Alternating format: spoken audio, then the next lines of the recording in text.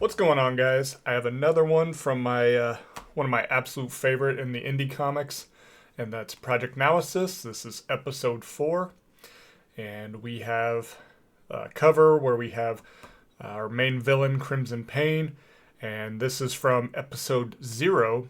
This was a comic that was more focused on Crimson himself as he takes out Odysseus, the leader of the guild, in a pretty gruesome fashion. He does actually remove Odysseus' head just like that. So it's almost kind of a trademark of his, because he also did this to Odysseus' sister. I'm drawing a blank on her name at this point, but yeah, and does something even more brutal to her. So yeah, he is not a villain to be fucked with. So let's get right on into it. Actually, before I get right on into it, a little catch up as to what we've had so far. So in episode 3, we had Vega along with Hybrid go off on a mission that Vega tells Hybrid was given to him by Omega, the leader of Project Naosis. That's not actually the case. She was given this mission by the minister of like the ULN, the big head leader there, and this was to be done without Omega's knowledge, and this had consequences, being that they almost got killed because they went after another enhanced named Vantage, who damn near killed them both. Now Vega has no powers; she is just a soldier in a suit, and that's it. Hybrid at least has healing powers and things like that, so he wasn't as close to being killed, although he got fucked up pretty good. But yeah, Vega almost got destroyed. But this also exposes the world to Project Naosis. There was cameras, all this stuff, and so this lets everybody know that there are supers back in the world, or enhanced back in the world, because to everybody else's knowledge, the guild died 5 years prior. And so Project Naosis had been working behind the scenes up until this point. We also saw that Omega had discovered that they are not the first group for Project Naosis. In fact, it's uncertain how many other groups were there prior, but one of these groups had Crimson Pain as one of the members, and I believe Rifter was also another one of the members. So something happened that made Crimson Pain flip and just go on his destructive path, and I think we're seeing something very similar with Omega. I don't think he's going to be following in Pain's footsteps or anything like that, or even teaming up with him. Might be doing something similar, like we both have a common enemy, but we're going to deal with it in a different fashion. And I drew comparisons to like Professor Xavier and Magneto from the X-Men series. They both had a similar goal, went about it in drastically different ways. I think that's kind of what we're going to be leaning towards, but I could be wrong. That's all just speculation at this point. So now let's go ahead and get into this one. So we see like a podcaster and media, they're all talking about the reappearance of enhanced individuals and stuff like that. And these two media people, they're going to be bringing on somebody named Noah Thomas. And we know that this is Prince Euro, one of the members of Project Naosis. Now, nobody is aware that he's a member of Project Naosis. They have no idea. He's just a well-known figure. He once was one of the leaders of the nation before everything became under the ULN. And so he's out there, and he's just, they're asking him, what do you think about the new appearance of heroes or supers and stuff like that? And he's like, well, I think we should be grateful that they've been around, and they're heroes in my mind. So basically, look at it like this: it's kind of like Bruce Wayne going out and speaking on his thoughts about like the Justice League or something like that. Kind of a similar premise, a well-known figure who goes out and speaks on behalf of a group that he has ties with, though nobody else knows this. We then come over to the ULN headquarters, where we see Hellkate, Omega, and Thorn are all interrogating Vantage, the enhanced from the previous issue that damn near killed Hybrid and Vega. And they have him stripped down, and they're beating the hell out of him. And so Omega's not fucking around. He wants information. Vantage is telling him to go fuck himself. And so Omega's like, Thorn, take his hand. And so Thorn complies. Now, I don't know if my camera's going to pick this up quite well, but Thorn is kind of giving a side eye to Omega here. And nothing really comes of this, but I do kind of feel like we are supposed to interpret Thorn is kind of keeping his eye on Omega. He doesn't feel like Omega's all together. He might be losing it a little bit, just from all the things that are going on here. And so he's wanting to know information. You know, what's Payne doing?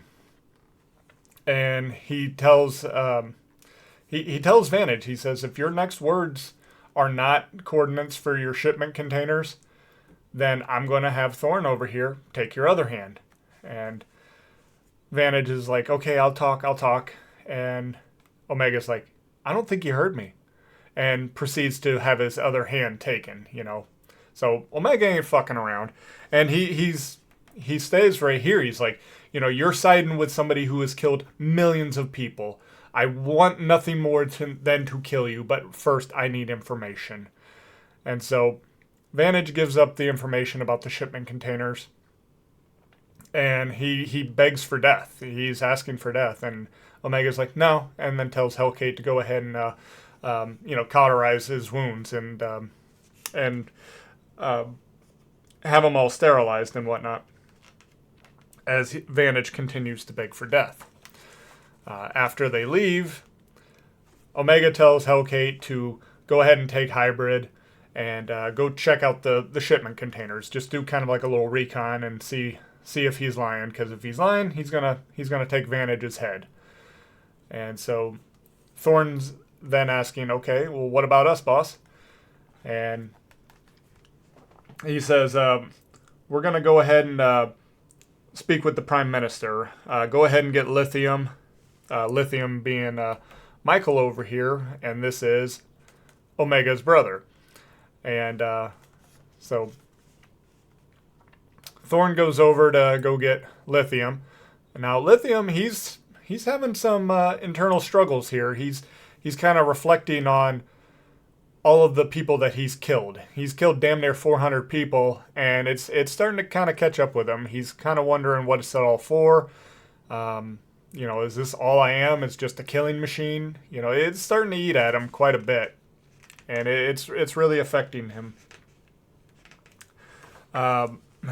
Thorn gets him to come out. He notices that Lithium's not quite right, and he's pressing him and trying to get him to, hey, what's up? You know, they're good friends and all.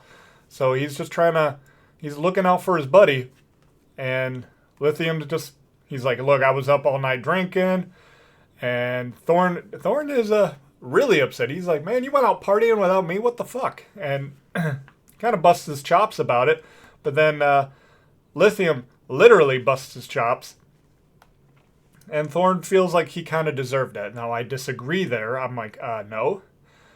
He was looking out for his pal and just kind of, giving him a little ribbing there, nothing too major. And I'm like, he certainly didn't deserve it, but he lets it go. And he's like, okay, I'm just, whatever. Now, the three of them go out to a place called Elysium.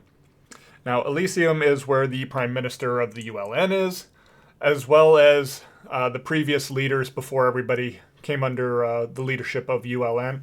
All the previous nation leaders, they're now referred to as like kings and queens and stuff like that. So like Prince Euro would be one of these kings.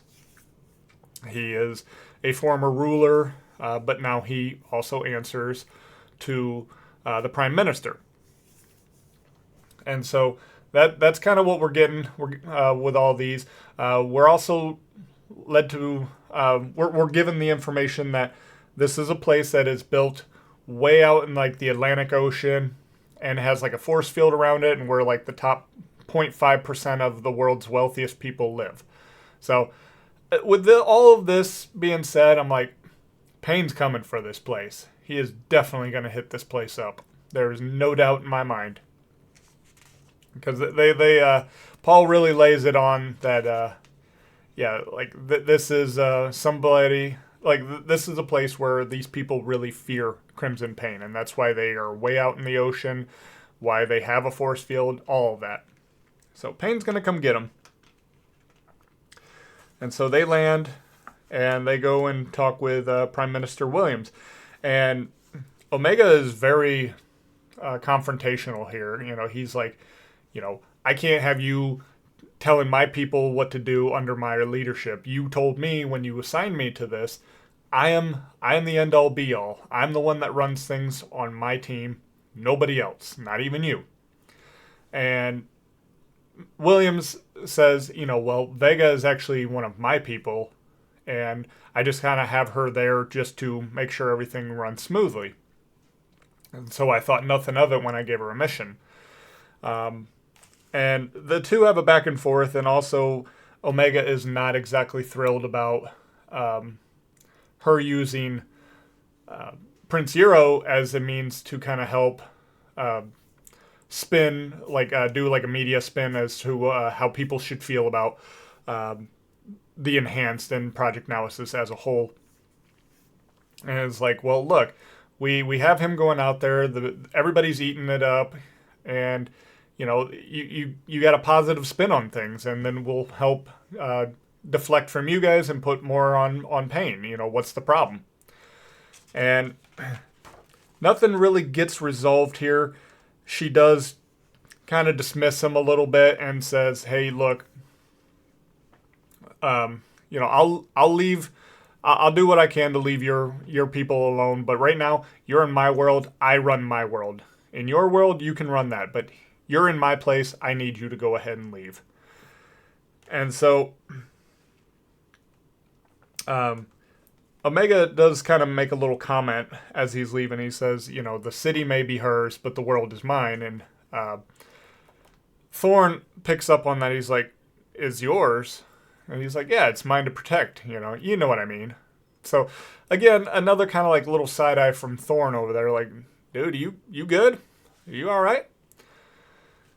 But then we hang with Williams a little bit here, and she's not exactly thrilled about the way that Omega just kind of came in and started commanding and barking orders at her. You know, she's the Prime Minister. She's the one leading everything. And so she has Prince Hero come in, and they start talking about how perhaps it's about time to move on from this current group of Project Naosis, and that they need maybe to have a new team, and says, you know, maybe put out some feelers and see what we got as far as other enhanced individuals, and let's start to kind of keep notes on them and see what attributes they have and can contribute. For which Prince Hero says, okay, I'll get right on it. And this is something called the Frontier Protocol. I'm going to make note of that as well. So I kind of feel like, okay, so Prince Hero is playing ball with the Prime Minister right now, but Omega's got a very loyal team, and I have no reason to really think that Prince Hero wouldn't be working with Omega as well. You know, he's kind of the man on the inner ring, right? So I think that Euro is still a team for Project Naosis first, and so whatever's going on, he's going to be kind of letting Omega know in some sort of secretive way. I think he's just being kind of a spy or a mole or whatever within these ranks right now. So we'll see. I have nothing to really base that off of. It's just a hunch. So we'll see what happens. So we're catching up with Hellcat and Hybrid, and they're going out to scout out the things. And Hellcate's over here just letting Hybrid know, oh, this is clearly just a recon mission, and Hybrid's like, yep, I remember what happened last week when I was also supposed to just go on a recon mission. So he's not buying this shit. He's just like, whatever, I'm just here for the fucking ride. I know all hell's gonna break loose, and you guys are just lucky I can heal myself. So they jump out.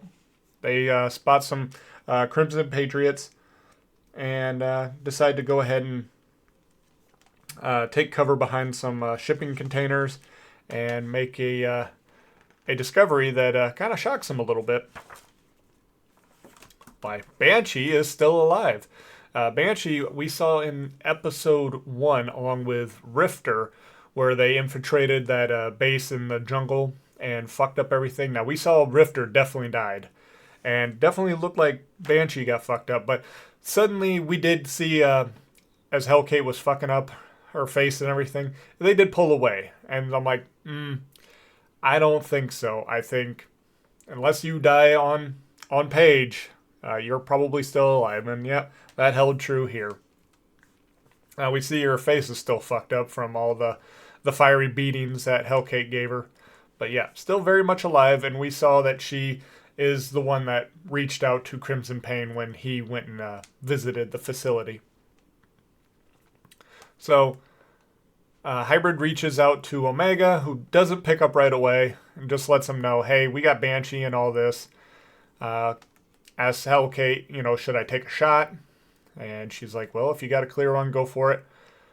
But also Omega chimes in and he does the same thing. He's like, okay, well, now that the leader of our group is in, I'm going to get a direct order from him. And Omega gives him the all clear to go ahead and shoot. He's just like, make sure you kill her this time. And so Hybrid goes ahead and fires a shot and misses. Now, a little nitpick here. So we're assuming at this point that her reflexes, she caught it at the last second, got the hell out of the way. I would have just liked to have seen that happen, because right now she seems like she's distracted, giving out commands or whatever. And then suddenly, it kind of, the way that this is interpreting, makes it look like Hybrid just straight up missed his shot. I would have liked to have seen just a moment where she gets a quick glance of the incoming fire and gets out of the way. Again, nitpicky stuff. I think we can still assume that is what happened here. I just would like more clarity as far as that is concerned. Hellcat decides she's going to take on Banshee, which Banshee is like, okay, well, you got lucky last time. I'm going to fuck your ass up, and I'm going to take out your gunman as I'm picking bits of you out of my teeth. So, yeah, Banshee's pretty brutal. She's always threatening to eat her opponents, and I'm like, ugh, I don't want to be somebody's fucking meal. Hellcat tells Hybrid to go ahead and watch the shipments and track those down, and that she's got Banshee. So Hybrid wastes no time, goes after that, but then we spot somebody else is kind of beating him to it. Somebody with electrical powers here, and this is where we're meeting Voltage for the first time. And so Voltage uses his powers, stops the truck, gets around to where the driver is, and a little bit of clarity on this would also be nice, because I'm not sure if the driver's just kind of disoriented and just missing. He just got into a wreck. It's possible and probable that he would be kind of seeing like double vision and just missing his shots, and just kind of out of sorts. Or maybe Voltage has got some sort of speed to him. I'm not seeing it like where he's moving or anything, so it's a little unsure. He misses another shot here. That's why I'm like, I think he's got a little bit of speed to him, but I'm not sure. And we do have a driver who's been in an accident, so it is possible that he's just out of sorts and not the greatest with aim right now. Voltage goes ahead and zaps him. Now, he doesn't kill him, and that is going to play a factor here in a little bit. So Voltage does not kill. He says, by the time you wake up, you'll be in custody and you won't have any worries. That's where he tells him right there.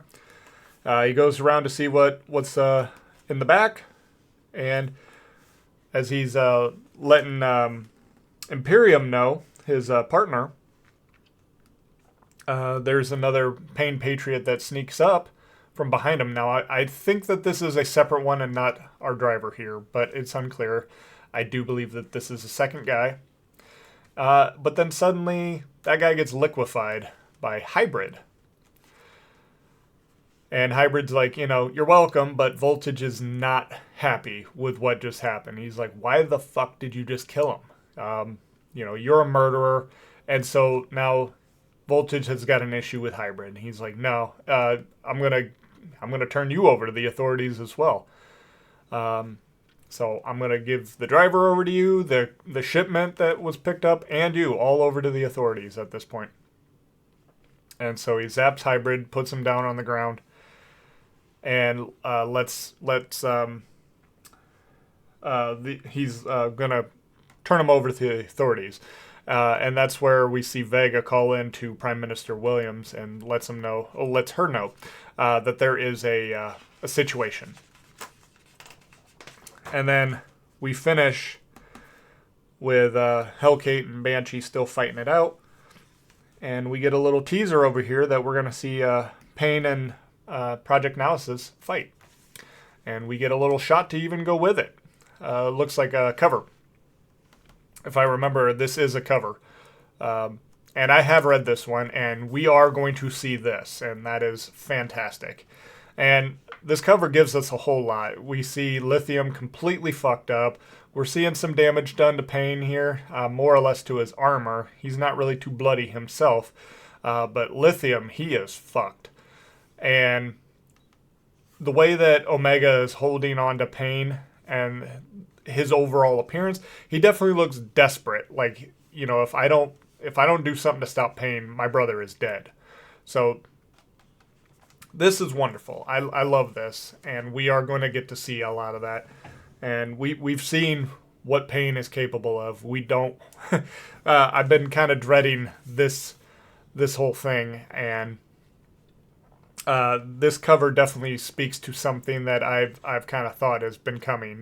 Like I've been talking about how I think one of these two will die at some point. So we will find out.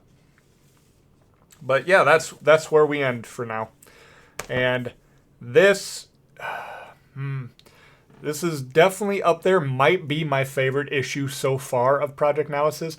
We're moving the story along. We're seeing what is in store for Project Naosis in both terms with how the world sees them.